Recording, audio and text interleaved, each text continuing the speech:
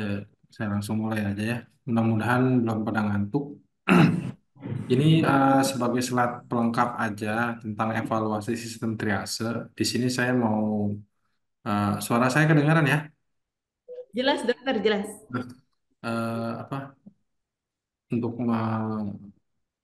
share ke teman-teman kalau kita kalau udah punya sistem triase tuh item apa sih yang kita gunakan untuk mengevaluasi apakah sistem triase yang kita pakai itu udah reliable nggak, udah bisa dipakai sama teman-teman trias officer atau memang harus dikaji ulang atau memang uh, kurang cocok atau gimana? Karena tidak ada yang salah, semua sistem triase sama ya. Cuma mungkin yang membedakan adalah bagaimana uh, bisa diaplikasi atau tidak. Nah, saya langsung backgroundnya, kita sadar kalau IGD itu pintu pertama pemberian pelayanan terhadap cedera mayor dan kondisi gawat darurat yang mengancam nyawa. Tapi pasien non gawat darurat juga datang ke IGD, itu faktanya. Jadi sistem manajemen pasien gawat darurat itu di-require sekali dalam triase. Ya, IGD terjadi kepadatan pasien ya seperti banyak di rumah sakit kita. Terus kecepatan memberikan pertolongan yang memadai kepada penderita gawat darurat. Terus kita pakai metode triase, kita metode triase tercipta, baru ada yang namanya time response ya gitu. Baru tujuannya sama-sama menyelamatkan nyawa atau mencegah minimal kecacatan lebih lanjut. Nah, length of stay di IGD itu total waktu dalam jam yang dihabiskan pasien di IGD dari waktu pendaftaran atau triase sampai pasien meninggalkan IGD. Itu length of stay-nya. Indikator length of stay-nya memang ada yang memakai 4 sampai 6 jam bahkan 8 jam. Jadi faktor yang mempengaruhi loss adalah kondisi zona-zona merah ya, pasien-pasien yang nggak stabil sama sekali itu menghambat. Terus tingkat intervensi medis yang diperlukan makin banyak makin lama ya. Pasien pindah, apakah pasien perlu dirawat di rumah sakit atau enggak, masih perdebatan. Ketersediaan tempat tidur rumah sakit yang tiap tipe itu pasti terbatas, dan level dari aktivitas di IGD yang bervariasi ya. Oke. Jadi di triase stepnya penilaian atau pengobatan di awal, baru diputuskan di discharge atau di run up. Pengertian triase sudah banyak apa dibahas tadi, saya skip aja ya. Sistem triase yang efektif dan efisien ya, dari beberapa nomor ini penting untuk teman-teman ketahui, yaitu mengurangi kepadatan IGD ya. Kita bisa tahan pasiennya kalau pasiennya hijau, terus mengurangi waktu tunggu pasien, meningkatkan pengkajian pasien, meningkatkan patient flow, meningkatkan kepuasan pasien itu sendiri, meningkatkan patient outcomes, dan meningkatkan patient safety, dan mengontrol kalau terjadi infeksi atau uh, kalaupun sudah terjadi supaya tidak lebih banyak lagi. Nah, alurnya pasien datang atau diterima petugas, tugas triase. Di ruang di triase dilakukan anamnesa, pemeriksaan yang singkat, padat, dan menentukan derajat kegawatannya. Bila jumlah uh, penderita atau korban lebih dari 50 orang, maka triase dapat dilakukan di luar ruang triase atau di depan gedung IGD itu diperkenankan ya.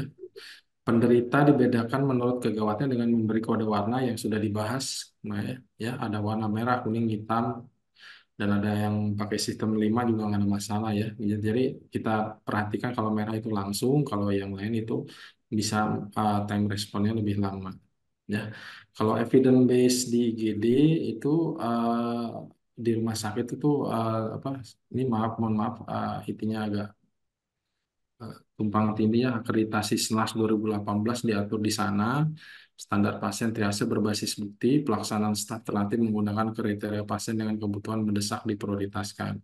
Atau memakai standar Joint Commission International, yaitu Access to Care dan Continued Care menjadi suatu priority assessment dan treatment for emergent dan urgent patient. Ya, jadi diakreditasi sudah diatur. Nah, international literatur tier system itu yang lebih direkomendasikan sebenarnya yang reliabilitasnya sangat baik ya. Terus reliabilitasnya cukup atau moderate ya. Nanti semuanya nanti akan sudah dibahas ya, berbagai macam sistem triase. Nah, 5 level triase itu banyak banyak sekali yang kita kenal ya. Dari sekian banyak ada CTAS, SI, MMTS, dan ATS dan sebagainya. Level-levelnya juga Nah, kalau Indonesia Triase itu masih masih dalam tahap penelitian yang dibilang oleh Dr. Maha tadi. Jadi belum ada yang baku dipakai untuk dari Sabang sampai Merauke. Ya, kategorinya red, yellow, green, dan black. Ini internasional kategori. Oke, evidence based practice-nya bagaimana? Perlukah modern triage di IGD? Ini pertanyaan. Dan ideal triage system ya jelas perlu, tapi masih dalam proses penelitian dan pembahasan lebih lanjut oleh para ahli. Evaluasi sistem triase merupakan proses penting untuk memastikan bahwa sistem tersebut efektif, efisien, dan sesuai dengan kebutuhan pengguna serta standar medis. Nah, ini step-step yang bisa dilakukan, yang dapat dilakukan dalam evaluasi sistem triase. Yang pertama, identifikasi tujuan kita membentuk sistem triase itu apa? Apakah untuk mengidentifikasi merespon pasien dengan cepat berdasarkan level severity-nya atau alokasi sumber daya yang tepat. Terus kedua, analisis kerjanya bagaimana? Tinjau seberapa baik sistem triase yang sudah dipakai bekerja dalam situasi nyata di lapangan ya. Perhatikan time responnya, akurasi dan penilaian severity-nya pada pasien dan kemampuan untuk mengarahkan pasien ke perawatan yang sesuai dari tadi yang dibahas di presentasi saya yang pertama. Terus tinjauan data, analisis data yang dipakai yang sudah ada dari sistem triase yang sekarang itu melihat tren dalam tingkat triase jenis kasus yang paling umum, paling banyak, waktu tunggunya yang paling panjang ya, dan efektivitas pengambilan keputusannya bagaimana. Baru umpan balik dari user, dapatkan umpan balik dari petugas medis yang menggunakan sistem triase secara langsung. Mereka dapat memberikan wawasan berharga tentang kelebihan dan kekurangan sistem triase yang sudah dipakai untuk perbaikan buat diri kita sendiri dan rumah sakit kita tempat bekerja. Terus evaluasi safety-nya, tinjau aspek keselamatannya untuk mengidentifikasi pasien yang membutuhkan perawatan darurat segera. Terus penyesuaian dan perbaikan ya, gunakan temuan saat evaluasi untuk melakukan penyesuaian dan perbaikan pada sistem triase.